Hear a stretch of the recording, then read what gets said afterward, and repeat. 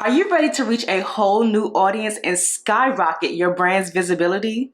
Introducing your golden opportunity. You can advertise your product, service, or business here on the Friends and Beauty podcast.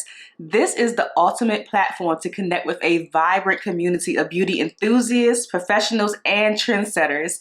Our devoted listeners are passionate about all things beauty, and your message deserves to be heard. Whether you're a makeup brand, a skincare guru, salon owner, or anything in between, this is your chance to captivate a dedicated audience. Imagine your brand's name resonating through earbuds, sparking conversations, and inspiring action. This is your chance to make waves in a sea of possibilities. So don't wait. Step into the spotlight and let your message be heard, okay? Connect with us today at friendsandbeauty.com/advertise to seize your moment on the Friends and Beauty podcast. Don't worry, I'll leave everything down below for you. And elevate your brand, capture attention, and make an impact.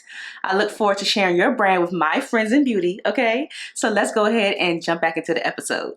Even interviewed a person before from Crown Hunt, Stephanie LaFleur, and she was telling me that even in cosmetology schools, they don't even teach, up until maybe like a couple of years ago, in cosmetology schools, they don't even teach how to do textured hair. And I was like blown away. I had no idea that that was happening. That's what I was going to say when you were like, they don't have qualified people. It's like, let's talk about the qualifiers. The hair certifying body is the cosmetology board. And they don't even acknowledge Andre Walker's hair typing system. So like they teach hair is hair and pass out straight hair mannequins. Wow. So there's not even a detangling section for textured hair. So of course, people don't know anything about this hair. And when your job depends on making people look a certain way, you may feel incentivized to blame that person for why they look that way. Welcome to the Friends in Beauty podcast, a safe space for ambitious beauty industry creatives to have real talk, get authentic answers, and practical tools to grow their businesses. Join me every week as me and my special guest reveal the keys to longevity and success in the beauty industry, from the ups and downs of their journey to the nitty-gritty of their struggles and triumphs. We're spilling the tea on it all, and most importantly, having fun while doing it. You ready? Welcome to the Friends in Beauty podcast, Shalita. Hi, thank you. I'm so excited to have you, y'all. Shalita is a Tony-nominated actress and the CEO of For Naturals Hair, and I absolutely love how you came across your business or came about your business. So I'm really excited to talk to you today about that. Oh, I'm excited too.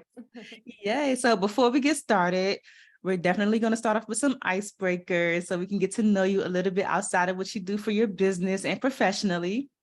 So the first one, give us 3 random facts about you. Okay. 3 random facts. I can say hello, how are you in like 7 different languages. Love it. I love socks. They're like one of my favorite. It's kind of a must. Even in this dress, I have the most hilarious socks. And my 3rd random fact.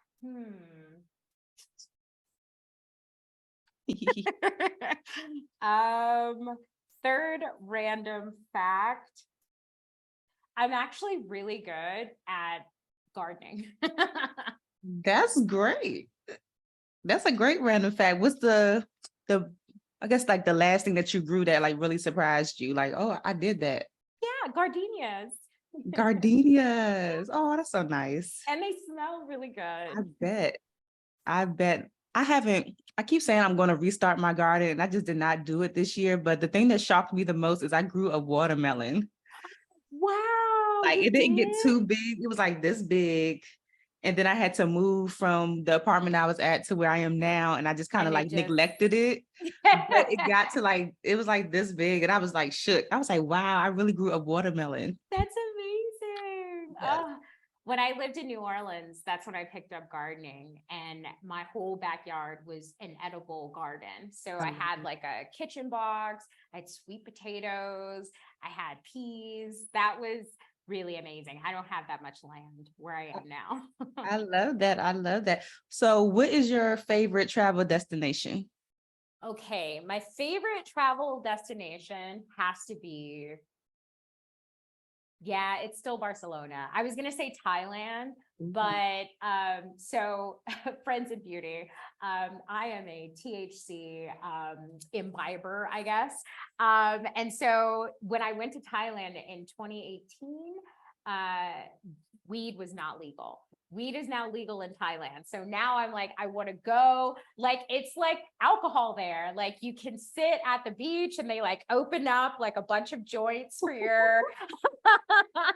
But while I was there, actually, was when they legalized it in December of 2018. But it Wow. took them over a year and a half to like get started. And so, but my actual favorite is Barcelona. It's the walking for me. It's the way that the streets are set up. You don't hit a corner, you just like go around and then you make the half circle and then you go straight. It's just like the Ramblas, that's what they call them, but it's like the Gothic district. And it's these like alleyways. And I love getting lost. I actually really enjoy traveling alone. My partner now, like, it's like traveling alone Uh-huh. because we're both so curious and love, like, let's just go around this corner and see what happens. Yeah. And in other countries, I'm not worried about people shooting me. So, you can just go and be curious and have like a lovely human experience. Um, Exactly. so I love Barcelona. I love the city. I love the shopping. It's really a charming place. I love it. I want to go there so bad one day. Ever since I saw like the Cheetah Girls in Barcelona, I was like, I gotta go there. I have to. Oh, and fun weed fact, in Barcelona, it's actually illegal to sell weed, to buy weed, but you can have it, you can get it, you can be gifted it, and you can find it. Oh, okay. Like, So just drop what this does right here on the floor. Find me $5, $10. So what does this mean? They actually have marijuana social clubs. So Okay. you go and you like have your ID, it's very formal, you have the rules, like, and you don't buy your weed there, you buy points, and Mm-hmm. your points gets your weed from their dispensary, but you can't bring it out of the dispensary. You can only have it there. So they have like these large businesses that are like weed, like people are like smoking weed and working, and like, they have like cafeterias and like rooms with certain vibes and like art and Yeah. stuff. It's super cool. That sounds like a vibe. I know my best friend would absolutely love that. She's a cannapreneur. So her and her partner, they have a cannabis business and she's always trying to like curate like different vibes and stuff And like that. That sounds cool. experiences. Yeah, different Yeah, experiences. it's so fun. It's such a cool, it's a vibe, Barcelona. I love it. Okay, Barcelona, we see you. We see you. So I have these things called pod decks. It's like this deck of cards that have random questions in them. This is a what the heck and a would you rather. Which one would you Okay. like? What's the difference between what the heck? What's what the heck? Like it might be like something shocking, like why would you, who would think of that? Like Okay, questions let's like do that. that one. Okay. Because sometimes I'm like, okay, sometimes they're pretty cool, but sometimes it's like, okay, who thinks of that? This is an interesting one. If it's not true, then we'll ask another one. So this one says, have you ever been arrested? If so, for what? No, I've never been arrested, but I have been close. Um, close This almost doesn't count. That's what Brandy says. almost doesn't count. Yes. Would you ever pick up a hitchhiker? Hell no, absolutely not. Absolutely not. Yeah, me either. The soft-hearted person in me will want to, but like I watch too much true crime. True crime, So no, absolutely not. No way. yeah. Sorry, wrong time. What do people always tell you that you're good at aside from what you do professionally? Oh, what am I good at? I don't know, that I'm funny. Like I talk to people and they're like, "Oh my God, you're so funny." And it's like, this is just my brain. I'm not really like trying. Yeah, and then I'm easy to talk to. Yeah, okay, I love that. When is the last time that you did something for the first time? Surfing. Okay, so wild. I guess this should have gone in the random facts section, but I live next to a volcano. Ooh. So we're about 40 kilometers from El Popo, and it's like Popocatépetl. That's the way. Popocatépetl is the name of the volcano, and it's huge. It's massive, and it's so beautiful. But it's been dormant for a while. Except this year, back in April, it started like erupting, and it was like Ooh. smoke. And all year, it's been ashy, right? Like we go outside, and there's like ash outside, so we like sweep. But well, not last month now because we're in July, but in June. In May, in the middle of May, it just started going like actual lava. So Oh. one Sunday, we woke up and it was like Independence Day and it was like raining ash. And I was like, yo, we probably need to get out of here because at the end of the day, while the lava may not get you because we're 40 kilometers away, it's Yeah. the evacuation that's going to be a pain in the neck because we're higher in altitude than Denver. So, like, getting out of here could be like hectic. So we just got on the road and we've been on the road for about a month. Got on the road in the middle of May. That's why the hitchhiker question is like, no, been there a million times. Absolutely never did it. We kept going until the middle of June. So we went down to Oaxaca Centro and then we drove 6 more hours down to the coast. So Oh, the wow. Pacific Ocean. And we were in Puerto Escondido, Puerto Escondido, Mazunte, Playa Zipolite, and there's another like playa, like that entire like area. Yeah. And in Zacatela, it's the surf capital. So we went surfing for the Nice. first time. So that was last month. That is so cool. And they have so many I just came across like an article. I don't even know where I was flying. I was reading those magazines they have on the plane. There's like a whole club now for like Black girls who surf. Yeah, that's Like really awesome. all I don't over the really world. know if I'd be good in the club though. Just because like my partner still laughs at me because when we were in the water, like I'm little, so the board he gave me was really wide, so I couldn't really swim out to the waves. So he had to come and get me and push me to where the waves are in the middle Yeah. of the ocean. So I don't know if I'd be a good club member, but I could bring the snacks. Yeah, you just need a special board. Exactly. It's smaller. Custom. Yes. Yeah. So the last one, if you were an actress and of course the CEO of For Naturals or For Naturals, four. Anyways, Mhm. what else could you see yourself doing? Oh, wow. Okay. This is going to sound really strange, but this is where it comes from. So I don't know if you're familiar with the book, the, the, the Mysterious Life of Henrietta Lacks, or it's a Uh-uh. story about this Black woman from like the 50s who went to Johns Hopkins Hospital where I was born. And they totally took advantage of her cancer cells. And it's her cells, the HeLa cells, that make up the foundation of modern biology, modern medicine. So they've duplicated her cells to make all kinds of medications and things and never told her or her family. Hmm. So they wrote a book about it. There was a movie about it. So for me, what I noticed was that I've had a nose ring like twice. I did it when I was 18, and then I did it a few years ago. When I was 18, the hole would never close. Like I would like take the piercing out and it would immediately close. So a month of this, I was like, ugh, whatever. Yeah. But then I fast forward, I'm like, I was just not patient. So I did this back when I was like 31, 30, and I had this nose ring in for 2.5 years. The Uh-huh. day that I decided to switch out the ring, finally, the hole closed up. So Really?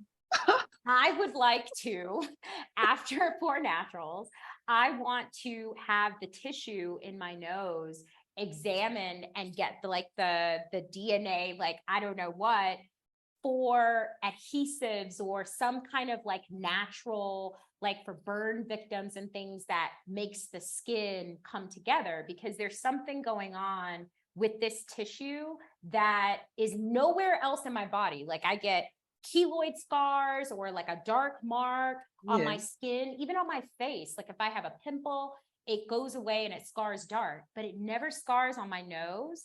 And again, that skin, it closes like so quickly. So That's random. pretty. I mean, that's pretty cool. You might be onto something.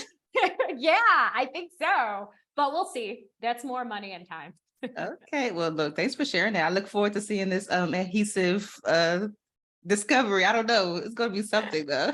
That's pretty cool. So you said you were born in Johns Hopkins, so that means you're from Baltimore.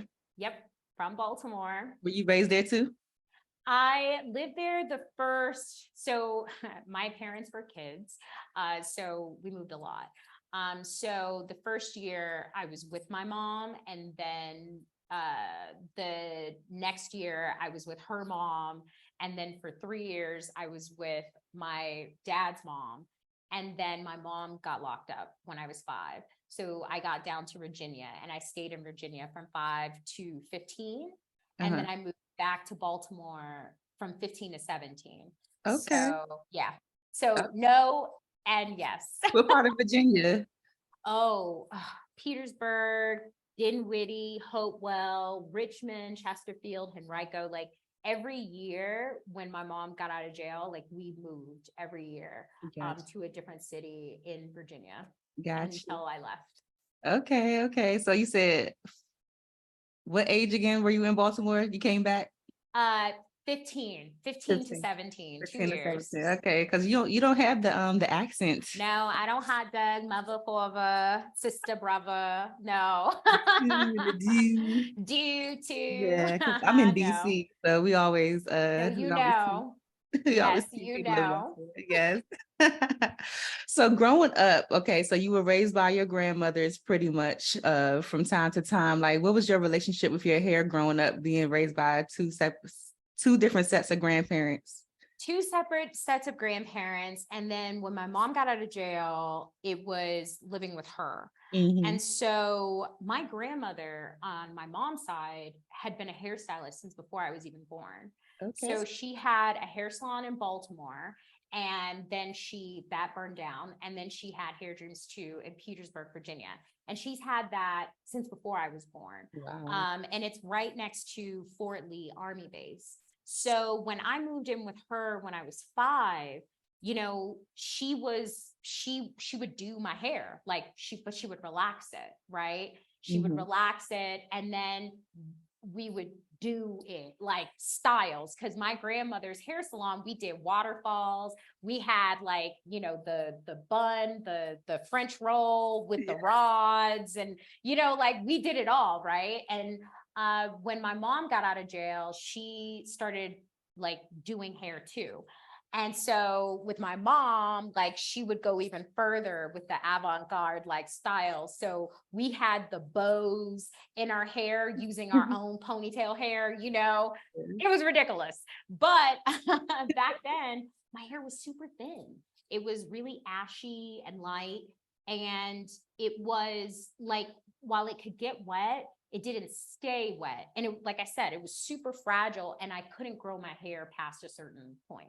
Hmm. Fast forward to middle school, I'm taking more responsibility for doing my hair every day. And I had this relaxer. And because then different wigs started becoming popular, all I wanted was a wig because my hair was so thin, Uh-huh. right? And like limp. So I remember I got this one wig, and I stopped like combing the wig and stuff. And one time I went into my grandma had a restaurant for a little period. And we went into the restaurant, and all of our family worked there. And my uncle was like, Bibo Lottie got more hair than she got body. Uh-uh. So he got that for Friday, but it was like he said I looked like a toothpick, a Q-tip, because I had all this hair, this little scrawny body, and be your own family, right? So, People. right.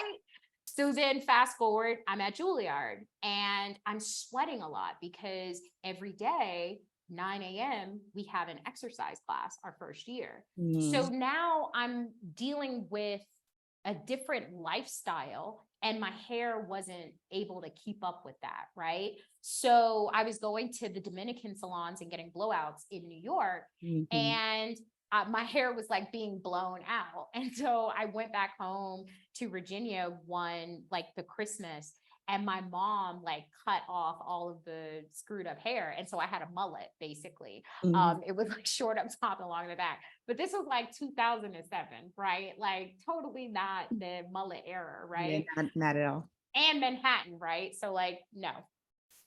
So I had Nicole Bahari was a fourth year when I was a first year. And she was like, you should go natural. You should look into it.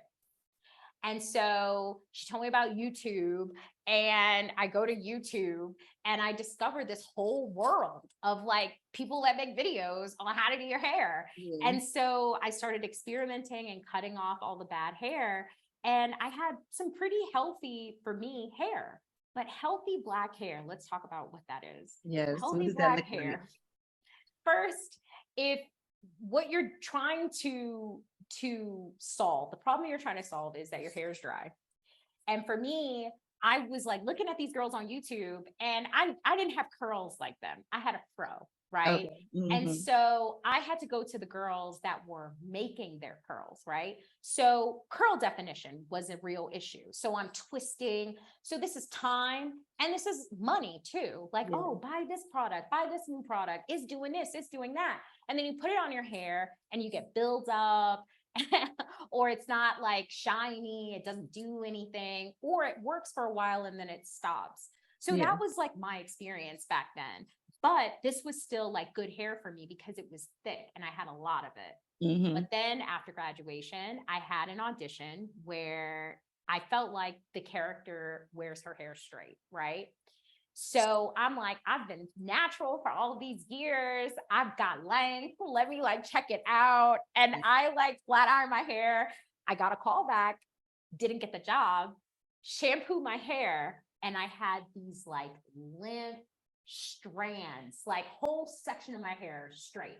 And the parts that were like curly, they were like this Wade Nouveau curl. And it was just like, oh my God, I ruined my hair. One flat iron session ruined my hair. Wow. So for years, for about 3 years, up to my Tony nomination, I was dealing with that one flat iron session. So it was like, okay, maybe the curl will come back. Months of using conditioners and hair creams, didn't see it.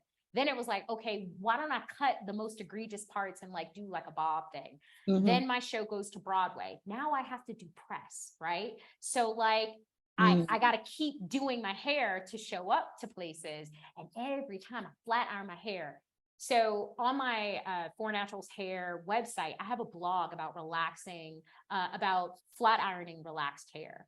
Because for a lot of people who live in relaxers, they all end up with pixie cuts. You never really, it's rare to see relaxed long hair, like the hair just deteriorates. Wow. So when I got to NCIS, you know, I'd been in LA for about 1.5 years, and I had an agent, a commercial agent, tell me, you know, by the time I got to LA, I had this pixie cut, and they were like, she looks old. Would she be open to wearing wigs and extensions to like, and I'm like, yeah, I need to work. So then I started experimenting with the weaves and extensions and the wigs.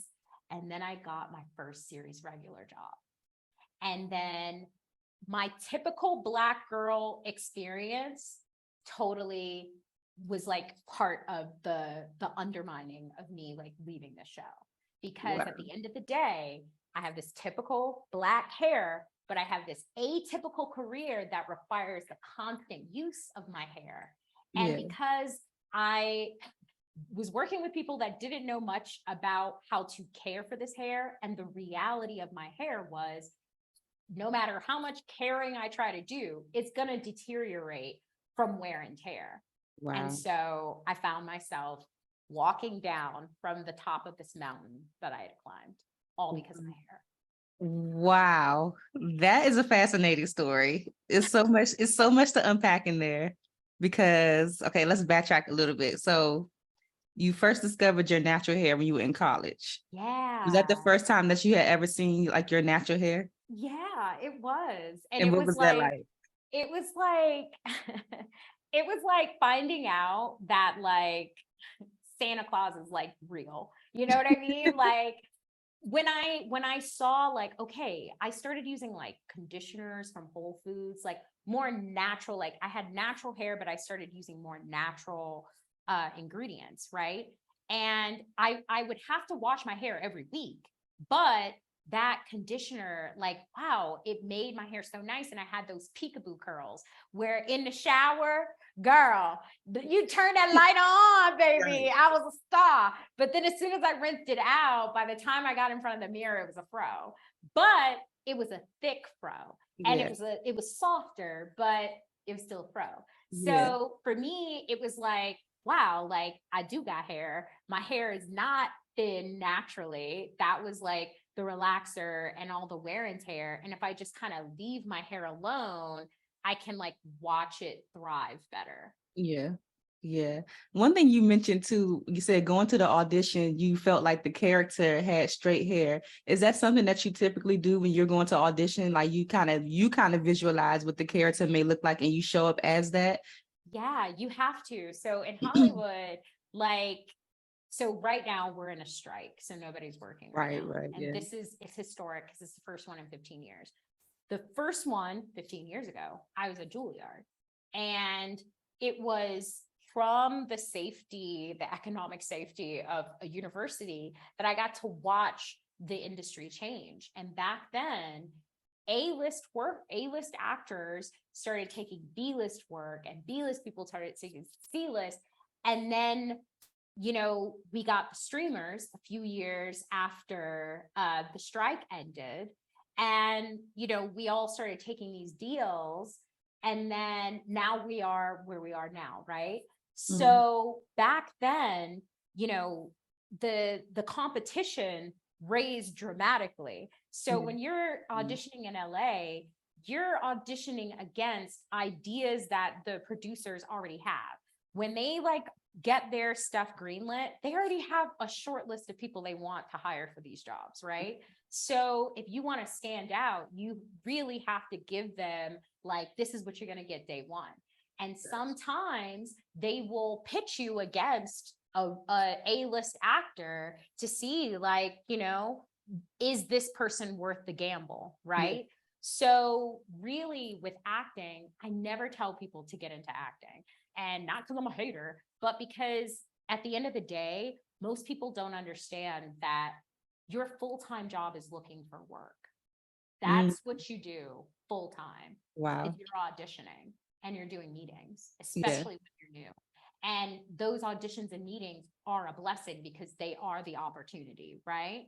So, you know, when I first got to Hollywood, I was a Tony nominated actor, which meant that I kind of bumped the line on a lot of people, but I would still have auditions that, especially that first year, casting directors in LA would ask me, oh, so you do Broadway, can you do like regular acting? It's like, what is regular acting, ma'am? You know, like what the hell? So it's steep competition in Yeah. LA. Yeah. So I quickly had to learn that I have to come as a character. So Mhm. there would be some auditions where I would do braids. I auditioned for Creed, and that sucked because I literally did exactly what they ended up going with Tessa Thompson, with the braids and the plaid shirt. And they were like, my braids were distracting. And then Tessa Thompson like did the braids.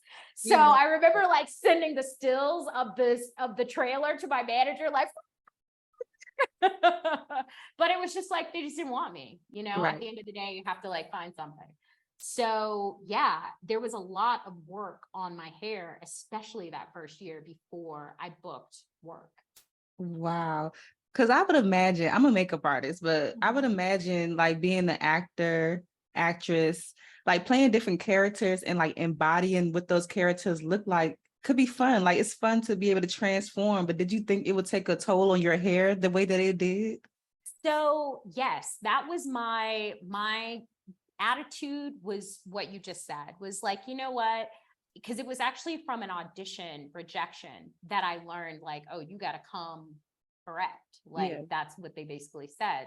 So I was like, all right, great. I'm going to embrace it. So when I would have period stuff, I would spend so much time on YouTube looking up like how to do like 1940s hair and like, stuff like that. But at the end of the day, that's unpaid labor, right? So after about, I think it was like 10 months of like heavy auditioning, getting close, getting test deals, and then picking someone else, I found myself like crying on the couch in my beach bungalow in Redondo Beach. And I was like, this is how LA kills your dreams. They just like make you work and work and work until you just can't do it anymore. Like, I'm a Tony nominated bartender. Like, what the hell? Not the fight. I had to act for those jobs because I never bartended a day in my life. I just lied my way through all of it until they fired me. And I was like, this is not sustainable. Like, I'm not good at this. I'm good at this other thing. So I need to get hired. But yeah, it took almost a year to the day to start working. And when it comes to like the deterioration of my hair during that time, because these auditions were like one-offs for the most part, I didn't really see the damage like I did when I had a regular job. Right. So can you share so what exactly happened with your hair when you were on NCIS that led you to be like, okay, I can't take this anymore. I got to step away. Yes. So when I first got on the show at the end of season 1, I was in a wig and I had like some leave out, and it was still that hair from, years before, relaxed, that I had cut, that I had, So, Hollywood in general has an issue with Black hair. So my experience, while it was egregious, it wasn't solitary, right? And when you think about all of our Black A-list stars, 99% of them are bewigged. Wow. Right? And if you do see some of their hair, it's hidden up behind underneath some piece, right? Like it's like you see a little peekaboo, right? Like I got hair, but it's just usually so underneath the it's wig. there. Just so you know, it's there, but it ain't really, And so the first season, I had this really high bar put on me from producers that like I had to wear more professional hair and a more like a looser curl pattern. Because at the end of the season, I was like, hey, I want to wear curls because we're in this New Orleans humidity. And what people don't understand is that like every day they have to do your hair every day. Right. So every day they have to flat iron your hair. In between takes. Yes, sometimes between takes. So that is a lot of demand on your hair. And when your hair naturally is compromised, right? It's not the thickest, strongest, most resilient, right? You're going to see deterioration. So what people saw from season 2 to season 3, where every episode, it seemed like my ponytail changed. Like I would have a completely different scalp construction, was that I was chasing damage. So season 2, when I came, I had those wet and wavy extensions. Well, after 9 months of being in that hairstyle, and Black women who have done any protective styles know, once you're in there for too many months, when you take down those braids, you don't know what you're going to find. And so after an episode that required 2 weeks of working underwater in chlorinated water, in swamp water, I took those braids down and I had traction alopecia in the center of my skull. Wow. And this is 20 years old. So then we're like, in my 20s, my late 20s. So this isn't like supposed to happen. So at the end of that season, we were working with like ponytail pieces, etc. Third season, I come back in a wig, like kind of in the same style as season 1, but it's more the immediate perimeter of my hair. Well, in the middle of season 3, I take down the braids from the wig, and I can see the clear, even the diameter of my strands were different from the leave out and the hair that was underneath the wig. And then between 3 and 4, I go to get my hair colored, and I have an inch of hair left on my perimeter. Wow. Which is why I came back in that hideous full lace wig for season 4 And because they would I didn't drag have any you. hair. Yeah, they they dragged me. They dragged me up and down and through. And it was hard. It was hard because,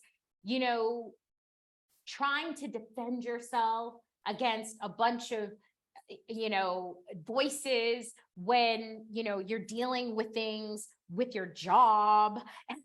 It's just there's no win, right? Like Yeah. you have to just let people have whatever thoughts they're having Yeah. and zen out, in that you accept that you can't change the way people think. You can't give them the information. You can't, people are going to think what they want to think. And you have to find a way to live with that. Yes, I'm imagining like on those sets, they didn't have any consideration for what was going on with your hair. They still wanted it a certain way. They didn't want to compromise with the styles to I benefit mean, you. Hollywood and it's the way that those sets work is that they find out that you have a problem, and then eventually you become the problem, right? There are a lot of things that they do that undermine you getting the problem solved.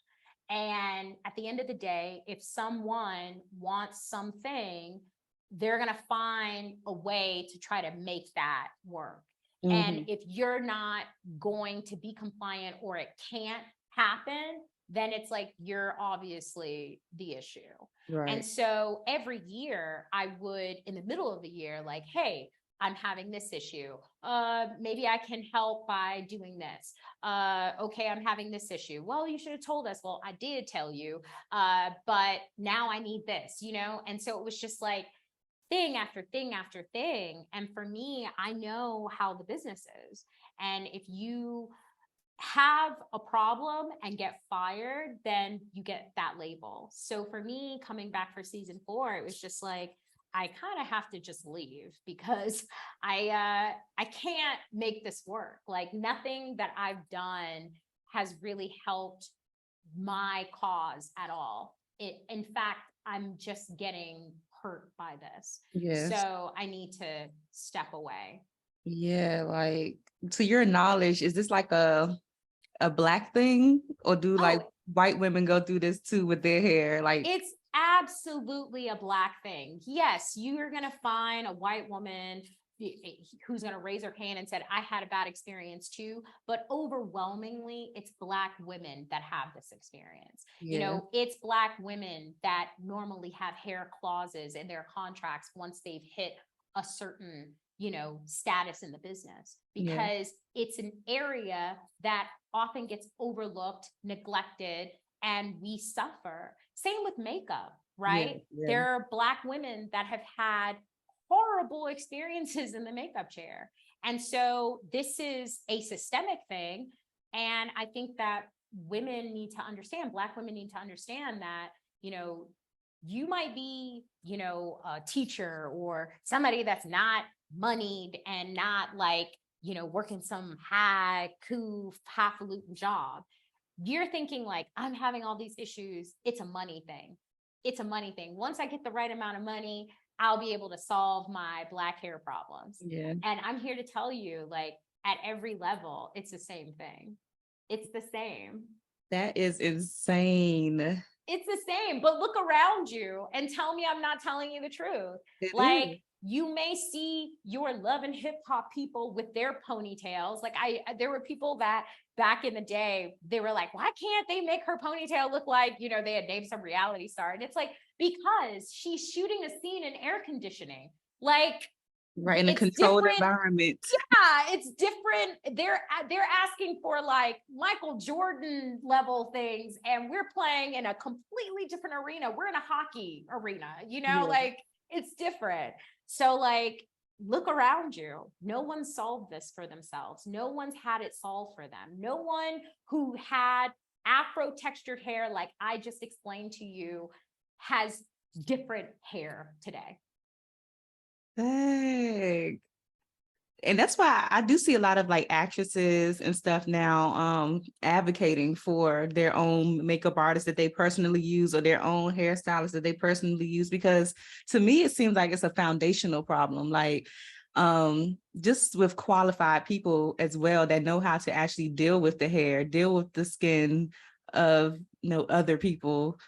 Because I even interviewed a person before from Crown Hunt, Stephanie LaFleur, and she was telling me that even in cosmetology schools, they don't even teach, up until maybe like a couple of years ago, in cosmetology schools, they don't even teach how to do textured hair. And I was That's what I like was blown gonna away. I had no idea that that was happening.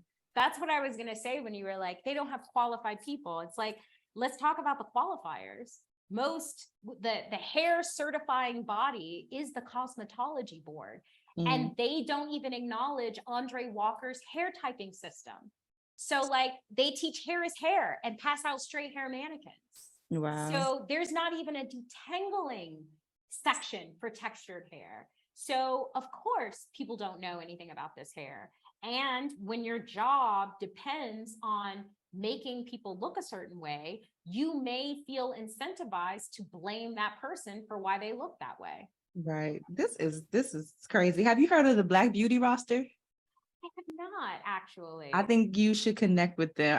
One of the owners is my client. I'm going to connect y'all because she's having this conversation and doing a lot of panels in like LA and like just all over, bringing on like celebrities to talk about exactly what you're talking about. Like, and she's really advocating for the change, like having meetings with the unions and stuff like that. I met She's with really the unions. Yeah, she's advocating. I met with a Black woman who's been a department head and, went through everything. And, for her, she was like, look, the union itself, they don't really deal with your abilities. It's really just about like work, right? Like only certain people are allowed to have these jobs, the unions. So you pay to join a union, you pay your dues every year to continue to have access to these jobs, but there is no like certification for these hair unions. You get hired, you pay your fee, you're part of the union, Right. Right. So it's really pretty confounding actually how to solve the issue. But yeah, it's mind-boggling. Yeah, this is a very interesting conversation. So tell us about, okay, so after you left NCIS, tell us about that journey that led you to, trying to repair your hair that ultimately landed you this brand that you have now. Yes. So, walking down from the top of the mountain, right? I had two major fears. The first fear was that I'd never work again. But about 6 months later, after I left that show, it's 2019, I looked up and realized I did 2 recurring arcs on 2 different shows. 3 months after I left, I worked on 2 shows. Okay. So that first fear, not founded. But the second fear was that I was going to have this experience again.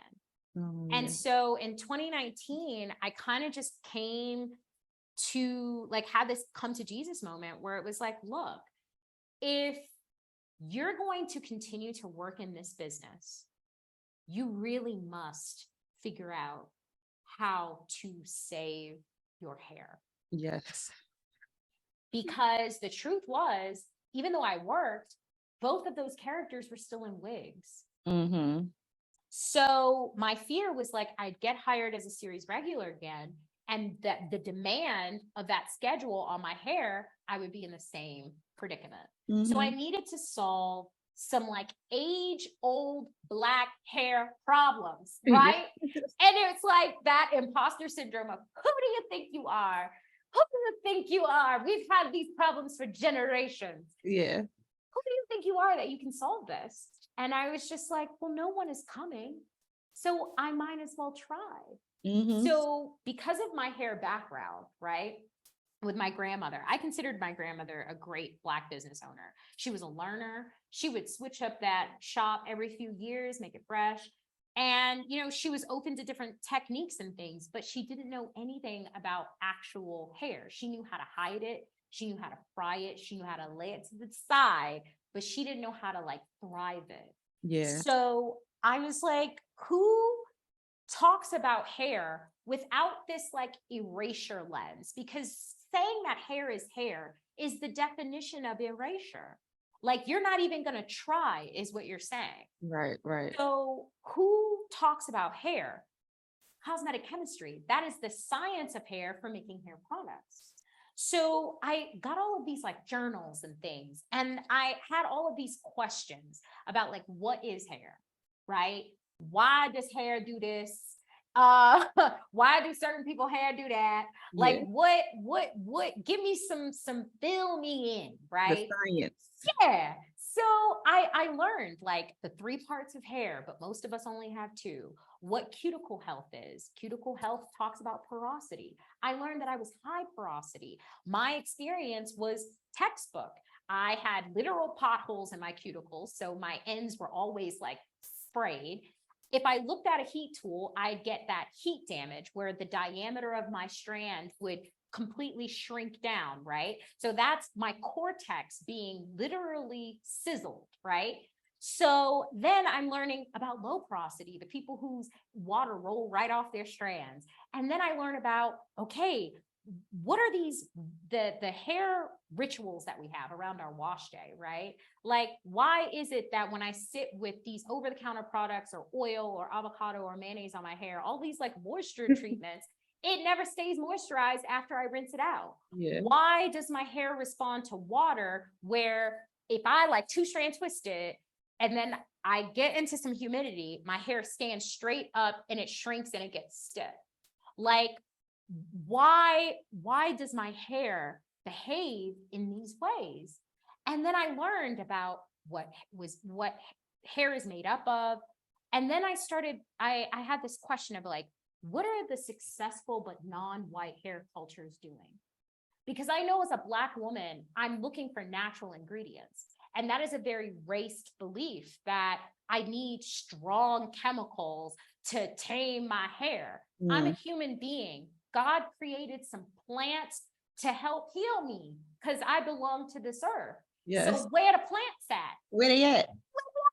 They was in India. They was in India. They were in Eritrea, Ethiopia. They were in Greece. So I looked at their hair practices and their beliefs. The Indians believe that the people of India believe in Ayurvedic medicine. This is the belief that you can heal human maladies at its core and not just the symptoms using plants. Yeah. So what do they use? They use henna. The henna mud mask is sort of the cornerstone of Indian hair care. The men use it on their beards and the whole families use it from mother to children. And then every Indian family has their own henna mud recipe, right? Based on the needs that they have for their hair. So some have more oil, some have more aloe vera, some are using amla, shakaki, some are putting indigo to transfer that red to a more brown.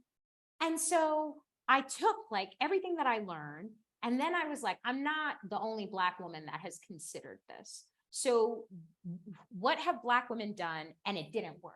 And so then I deduced, okay, you must mix other things with your henna. You must not use hennas that have chemical or metallic salts.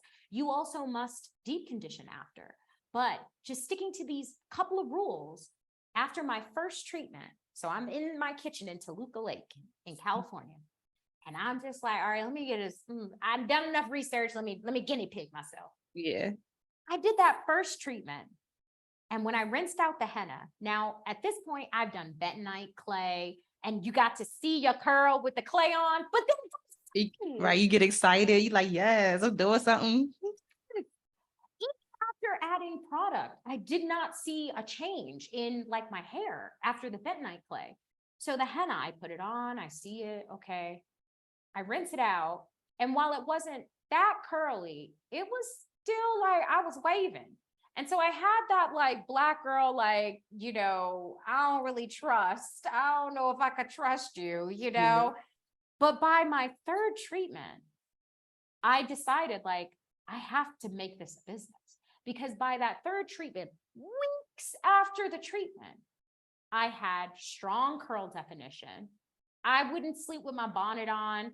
And the next morning, I would just use some water and my hair would hydrate and it would curl and it would hang. Like literally just reactivate whatever was on my hair. And and today, like that's my experience. Like last night, I just used some water and I like stretch my hair with these and I take it out and I'm good. I washed my hair 7 days ago. This is like 7-day wash day, right? So And now I'm you don't have to do like the actual creating curls, like your curls are just. they just there. So pre-treatment, I was set on fro. Post-treatment, I'm set on curls. So I was like, every Black woman's got to do this, because what I was trying to do with the wash days, you're doing two things. You're treating and you're styling. And so, you can't style without treating, because then your hair fall out eventually, right? So then the styling, you have to create the curl, and then you're waiting all this time. And then you use a lot of products because you're trying to make your hair weigh down, right? You're trying to weigh it down. Henna does that for you. Henna literally has a high cationic or positive charge, and it binds to the hair strand. So after the first treatment, the wave that I was seeing and my hair was hanging, I was like, I don't know if I can trust this.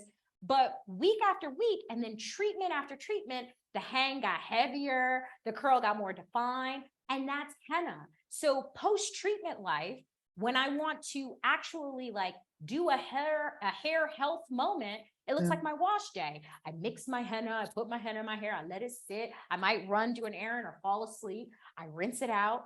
And that was my hair health treatment. I decondition after, and then I just make my curls, 30 minutes and I'm done. And then every wash day is an hour max, right?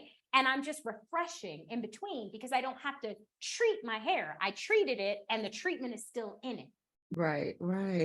Oh my gosh, this is really fascinating. So do you feel like if you had discovered this sooner, then the damage, do you think your hair still would have been damaged a little bit, like still getting it done every day? Or would this have like managed the amount of damage that you received on set from being on this, like a series regular? Yeah, so I actually can answer that. So post-treatment, I shot you 6 months. And in 2020, I did 2 Brazilian blowout treatments on my hair. So now, I have a business and I'm like learning what is possible for your hair post-treatment. And so I did 2 Brazilian blowout treatments. Ooh, blew the hair right out. But with the 4 Naturals treatment, I was able to continue to grow my hair, and the hair that I had left, like build it out a little bit, but I was still flat ironing it. Yeah. I shot 6 months of You. I began that show with 13 inches of hair. I left with 16, and we flat ironed my hair every day, did curls, did all this stuff.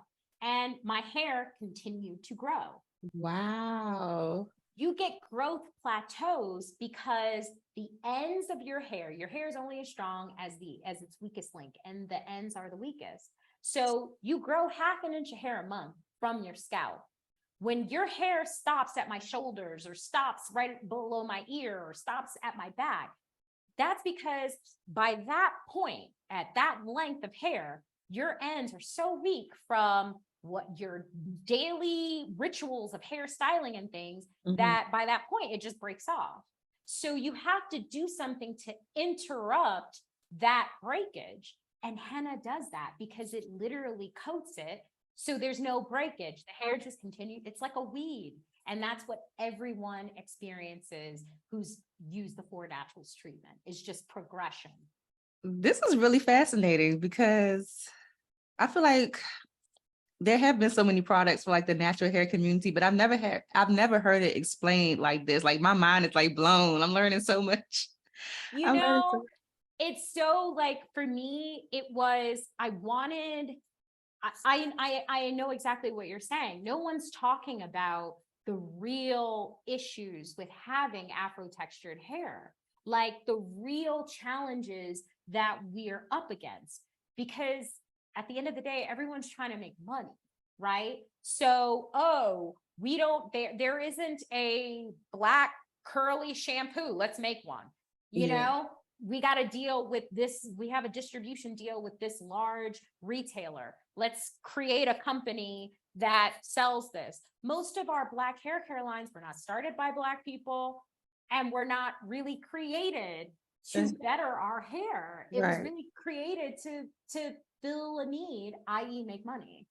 Either fill a need or to damage us internally with all the chemicals that they have. Because I was talking to somebody, a hairstylist that has a hair brand now, and she was just talking about, like, if you go to a beauty supply store that is in like a Black neighborhood, you never see any products in there that like white people use. It's like, and you don't see like products like yours either. It's like specific products in there that have like these harmful ingredients in there that are like literally catered to us, because no other race is using it.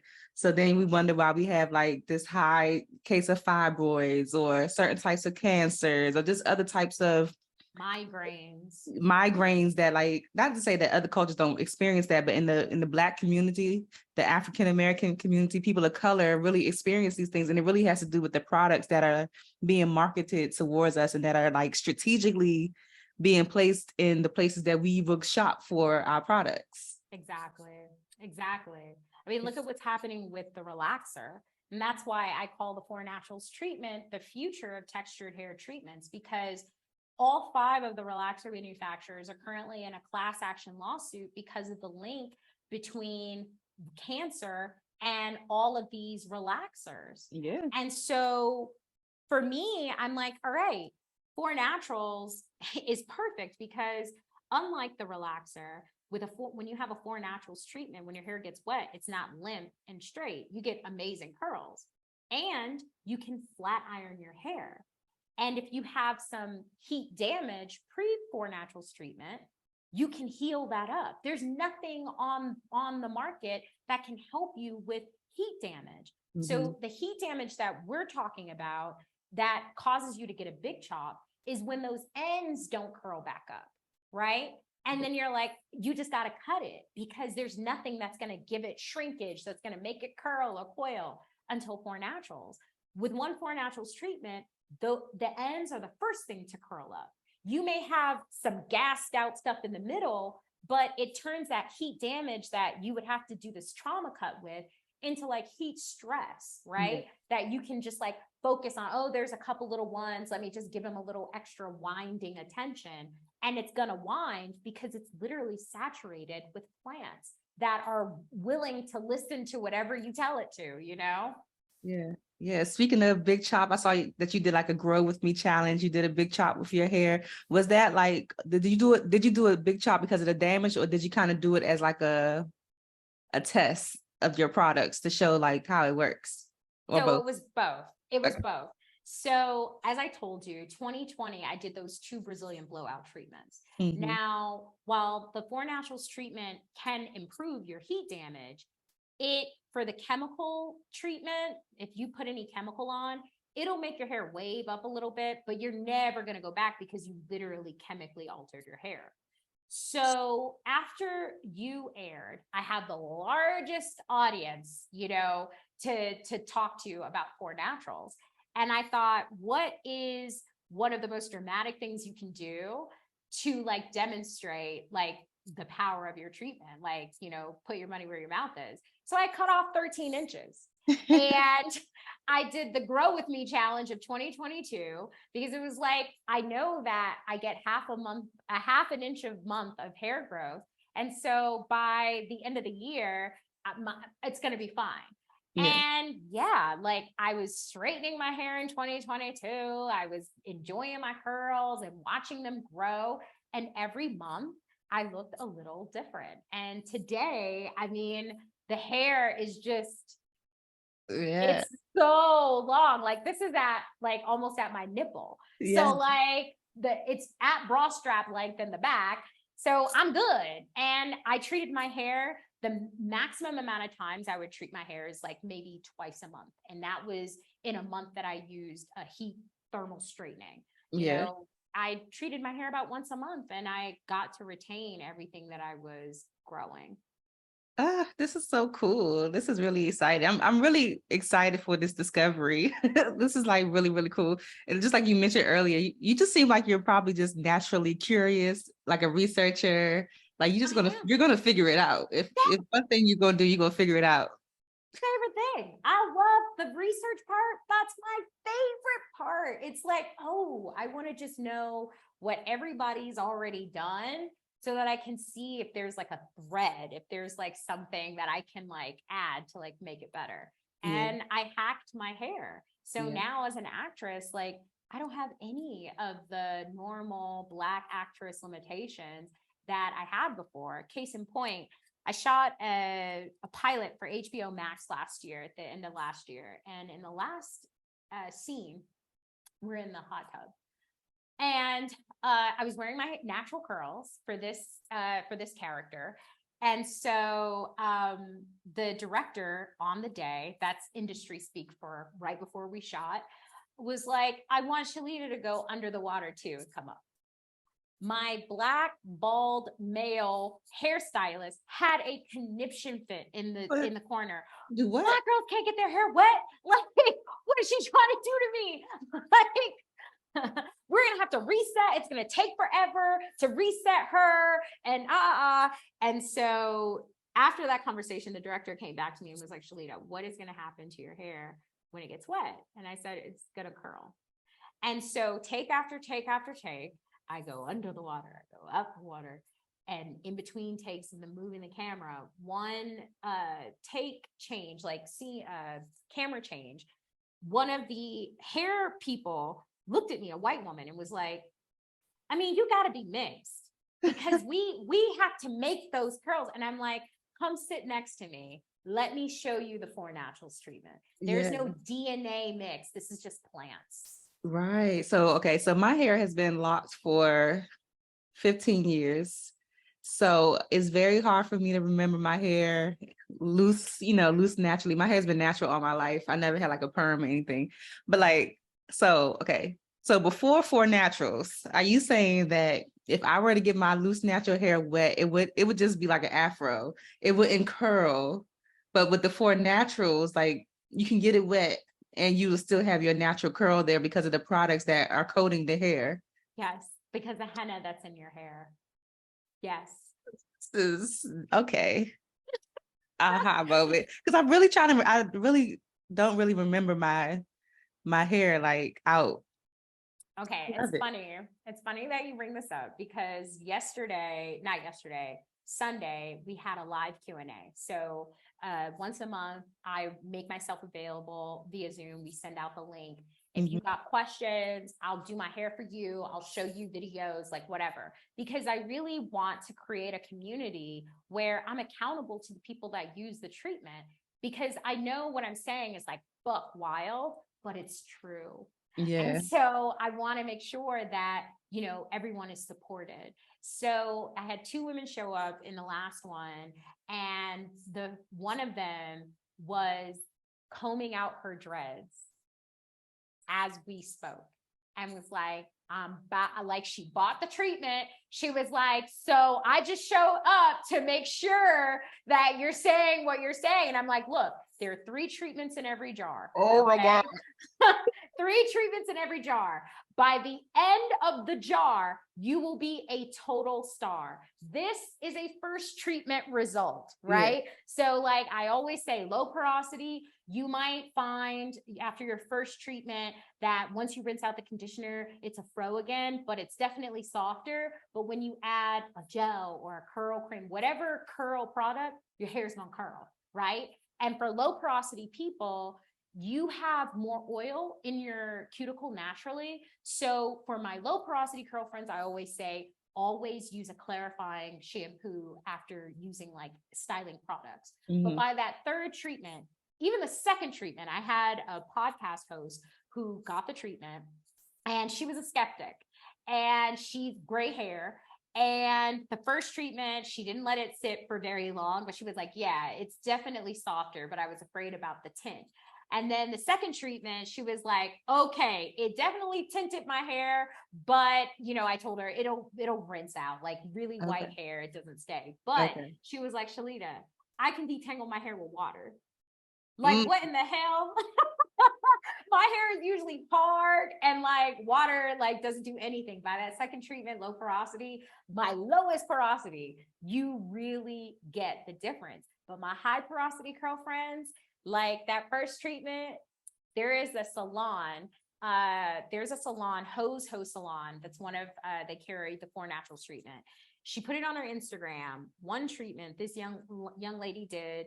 That morning was a bad hair morning because she tried to do a ponytail, but it was puffy and she did the one treatment. She had curls for the rest of her life. Literally the 2 weeks between her first and second treatment, she went to the pool, she sweating after school activities, and it was just curls. And the ponytail, like if you just get your hair wet and slick it, it's gonna be slicked down. You by 4 o'clock, you like, oh my God, I can't believe it's still slick, like it's different hair.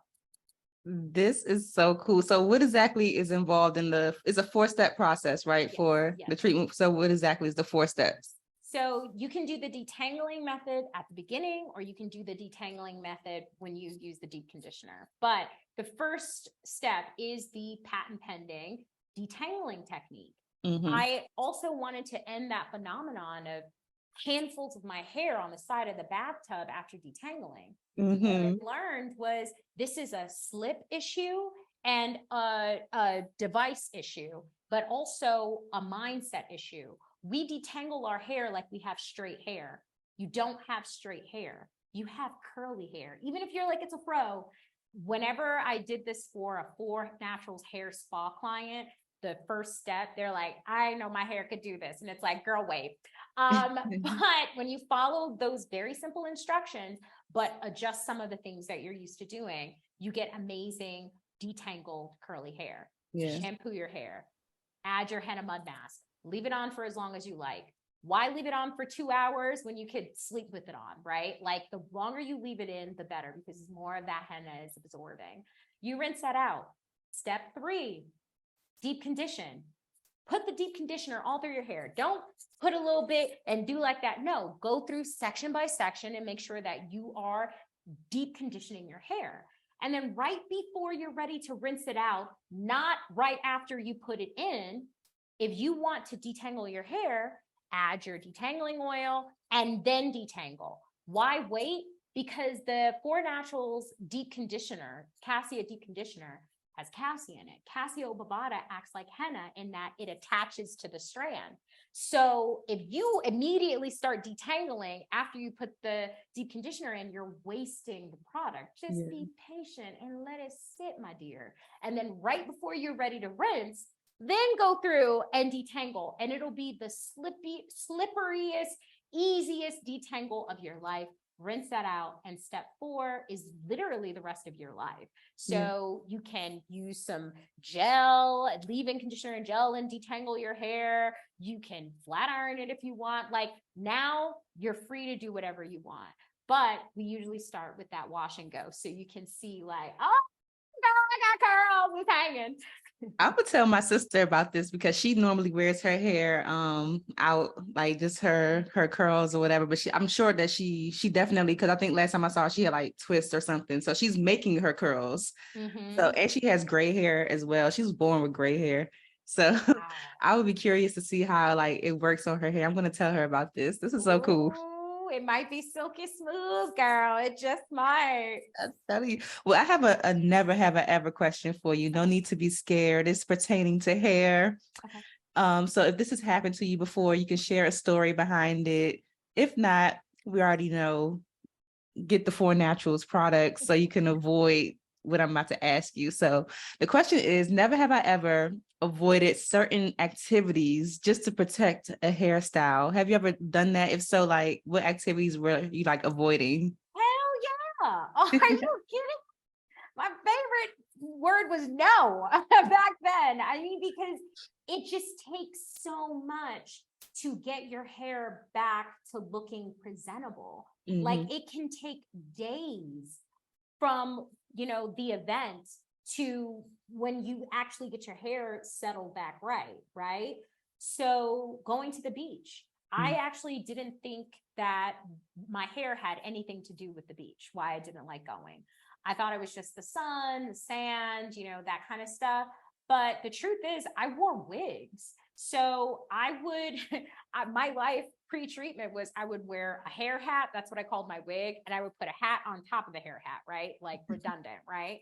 And the idea of getting my hair wet with ocean water with this wig, like it's two different textures. Like, when am I going to be able to get that back right? And I'm going to have to wash that before so that means I have to take all this down. Like it's logistics, right? So the beach, sometimes I would skip the gym, right? Because I noticed in wig life, when I would wear my gym wig, and even if I switch my gym wig to my, whatever wig, my scalp still had the sweat and stuff. So over time, it would smell. Yeah. So yeah, like I would skip that. And sometimes even sex, right? Like you got to plan that based on what's going on top of your head, like, do I want to mess this up, or do I want them to see this? Do I want, like, there are way more things to consider. Mm-hmm. So post-treatment, I'm completely free, like the freest I've ever been. Like, don't even check a bag when I travel to different countries, because I can literally use whatever products they have, because my hair is balanced. So going to Japan last year, I didn't check a bag to go to Japan for hair products. Of course not. Like, I just brought my clothes and stuff, because my favorite thing to do is go to the hair store and find like whatever like products they have. And I got the best gel of my life from Japan for like $1. Like the curls are like hang-a-langin', they're super shiny, they keep the form for super long. Like, I have a real relationship with hair products now, because they work consistently and they work better than, ever like pre-treatment. And so I'm more in the driver's seat for, oh, there's residue with that one. Like I have more choice now, like way more choice. Yeah. This is so cool. How has the industry, or like, your industry in particular, received, well, no, is it your industry or just like the hair industry in general? How have they received this new discovery, this product that you have now, or these products? So I feel that the uphill battle that I have with getting the word out for Four Naturals is definitely money. I'm bootstrapping. People love to compare like pattern, and I go, but the difference between Four Naturals and literally any like curly product on the market is that they say that you have to use their product to get curls. Like, use my curl cream and you'll have best curls. The Four Naturals treatment says if you treat your hair, all products will give you curls, right? And the other thing is that, I just learned this, but like Pattern Beauty was started by an investment group. There are a lot of investment groups that already have distribution channels, already have deals, and they invest in these celebrity companies. So while she's founder and CEO, she didn't like really start this the way that I started this in the kitchen, right? Like, they're just looking for a face. Like Fabletics, right? Like they literally, I had a lawyer tell me this, that they literally put in an algorithm who would be a good celebrity, and they found like that's the one that they picked, and she was available. So it's definitely money, but it's also what we're used to, right? Like, it's that age old, like the traditional hair models. So when I finally get an opportunity to sit down and talk to hair professionals about the Four Naturals treatment, I have to re-educate them about henna, because the cosmetology board says henna is bad. That's what they remember. But what they say is that there are some hennas that contain chemical and metallic salts. These salts react poorly with color. So in their minds, henna is bad for color, full stop. But with the Four Naturals treatment, I show them my color examples, and actually the Four Naturals treatment makes your colored hair grow better. Like, that's the difference. So it's really just busting through what people are used to, and it's also finding those like hair experts and getting them to agree, because the other thing is everything is money. So like, this hair professional has an entire, like, they built their whole livelihood on a bunch of shampoos, conditioners, hair creams, and gels in their name, And here I come saying, like, actually, you can use anything, you just have to treat your hair. Like, that doesn't really always, it's not in their best interest always. Yeah. So it's just finding right now, I'm open now to, working with other like investors and things to work in their channels, right? Like, you have the market for this. And with the relaxer, the UK, they just put out a ban or something on the relaxer. Well, in the US, that's on its way. They're asking for a full on ban. So what are you going to do to replace this revenue, right? You're going to use the Four Naturals treatment. Wow, this is like a bigger conversation that's about to happen. Much bigger conversation. That is interesting. So Shalita, so at the end of the day, have you thought about like what you want your legacy to be with doing this? Because I feel like this is truly changing the game. It's going to definitely change the way Black women in particular have been, whatever perceptions that they have of their hair. Just from birth, a lot of them haven't even seen their natural hair. So having a product like this is definitely going to change the narrative for a lot of us. So have you thought about like what you want your legacy to be with you creating this brand? Yeah. So one of my like ancestors that I've loved this woman and her story since I was in elementary school, and that's Madam CJ Walker. I actually just sent an email to somebody with the subject line like, biggest Black hair contribution since Madam CJ Walker's hot comb. This might be the title for the podcast. Shoot. Hey, I love it. But like with her, like what she did for us back then with the tools, but also she had like creams and things, like teaching Black women about their hair.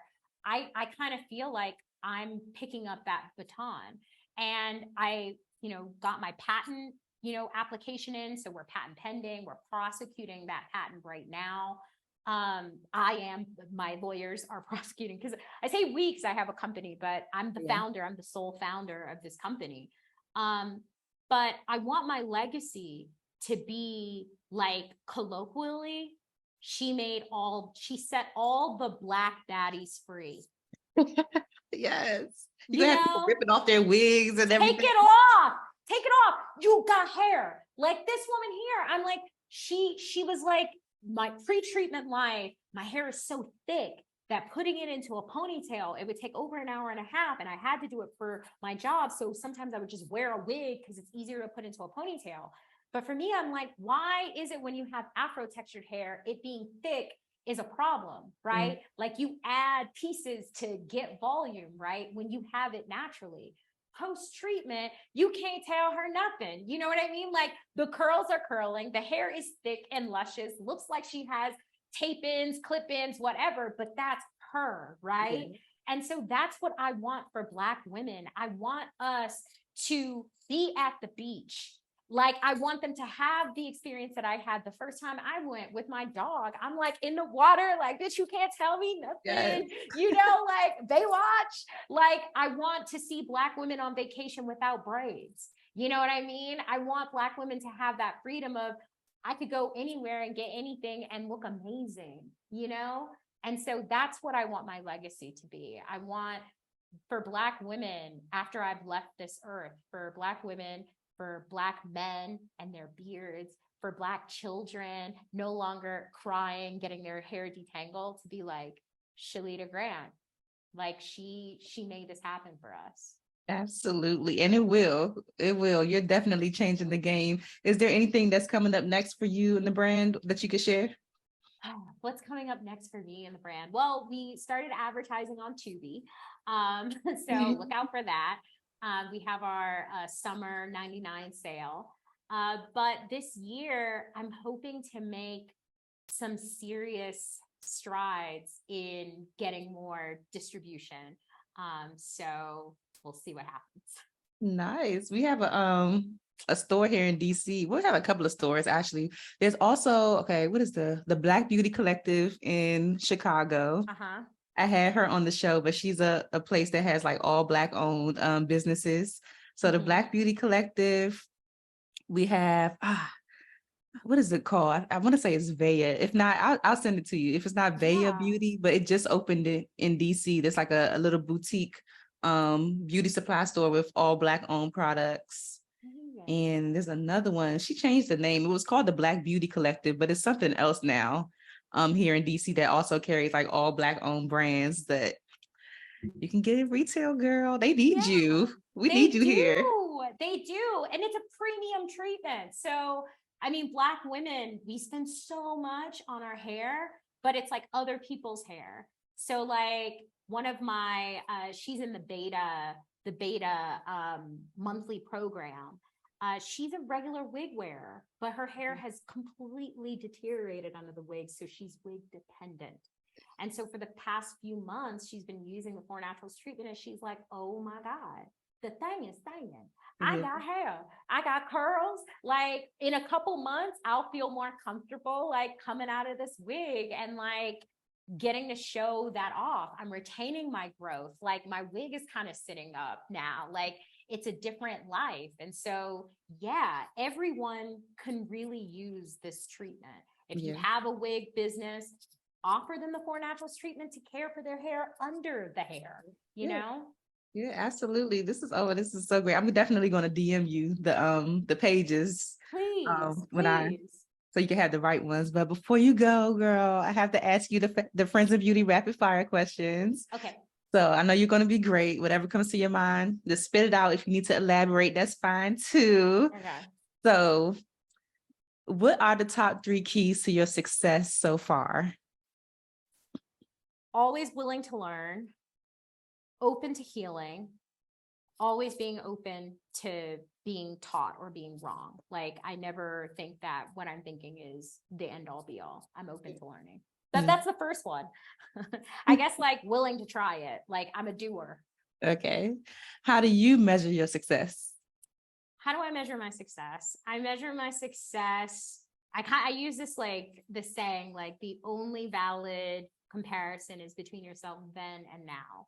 So if I'm closer to where I want to be today than I was yesterday, that's success. Yes, I like that. What is the best piece of advice you've ever received, or a piece of advice that's just always stuck with you? So much, just so many things, Lord. But I think that, I don't know, this doesn't really have to do with hair. It's really just like life. But I did a show with Sigourney Weaver and I had a bad day one day and I apologized for like, I was like crying and she was like, you're allowed a range of emotions. I like that. You are allowed a range of emotions. Absolutely. Yeah, so I'm never judging how I feel, really just being a real friend to myself. Like you had that emotion, why? Not you had that emotion, you're bad. You know? Yeah, I like that. What advice would you give to someone who is going through their natural hair journey? Like they just embarked on it and they're just like, I don't know about this. I think I might just go back and start, relaxing my hair again. What like advice would you give them? I would tell them, do the 4 Naturals treatment. I know everyone is going to tell you, oh, use this cream or use this gel or use this company. I want you to improve your life. Like a good friend is going to tell you your wig is showing. A better friend is going to get you out the wigs completely, Yeah. So, yeah. Yeah. What's a resource that helps you or has helped you in your business that you can share with the friends and beauty community? Well, besides Google. That's people's favorite one. I'm like, I'm here for it. Yes, I have Google everything. In full sentences too. But I would say so many. But for a business, I think I would start with a book. And that book would be The E-Myth. If you're someone like me, like, I told you my parents were kids. My mom was 18, my dad was 17 when they had me. They've been entrepreneurs at different points in their lives, but I wouldn't consider them like successful, right? So I didn't have a model. And so if you don't have a model for how to be a successful business owner, Yes. start with the E-Myth, because that book, The Entrepreneur Myth, it goes into like, look, you might have started your business because you were good at this one thing, but being an entrepreneur, it's like these three parts. Mhm. So like, you got to grow. Like, entrepreneurship is really spiritual growth, right? It's really like, I'm not used to doing this, and it's really my emotions holding me back. So how do I grow to be able to take action? And that's a great book. It's a lot of wisdom. I love it. I'm definitely go pick that up for sure. Great. I don't have a lot of entrepreneurs in my family, so I don't have any examples of that either. So Yeah. And I feel like too, that like that not having an example really feeds into the imposter syndrome. And what I've found is that the imposter syndrome makes you stop. And so if you can arm yourself with knowledge, then when your imposter syndrome says you don't know what you're doing, you can say, I don't know what I'm doing right now. yeah. I'm going to go learn. And so it's a pit stop and not like a complete like stop. Absolutely, yes. So the last one, I just want you to fill in the blank and just say, my name is, blank, Shalita. And the key to longevity and success is whatever you think it is. Okay. My name is Shalita Grant, and the key to growth and longevity, success, Longevity of success. Okay, got it. I gave up my answer. My name is Shalita Grant, and the key to longevity and success is having a growth mindset. A growth mindset. Yes. Yes. I've read a lot about that. The growth mindset. I'll be in my head, girl. You ain't got it yet. It's like, oh, no. I love it. I love it. Before you go, please share all of your information, like social media, however you want people to connect with you, get some 4Naturals products, stay a part of the journey, get in your Zooms, like have whatever you want to share. Yes. So our IG is 4Naturals Hair, and our website is www.4naturalshair.com. If you go to our community page, you can sign up for our live Q&As, see podcast episodes. And our education page is full of everything you need to learn about your pre-treatment hair, 4Naturals, and your post-treatment life. Awesome. Well, I have to say, like, this has truly been a pleasure because I have learned so much. Even though my hair is locked now, I do have a lot of friends that have natural hair that I will be sharing this information with. I learned so much today. So I really appreciate you for your time, your knowledge, everything that you shared, just about the industry, like praying for change and continued success for you, of course. Thank you so much. And I wish you the same. Thank you. Thank you so much. Thanks for listening to the Friends in Beauty podcast. Don't forget, sharing is caring.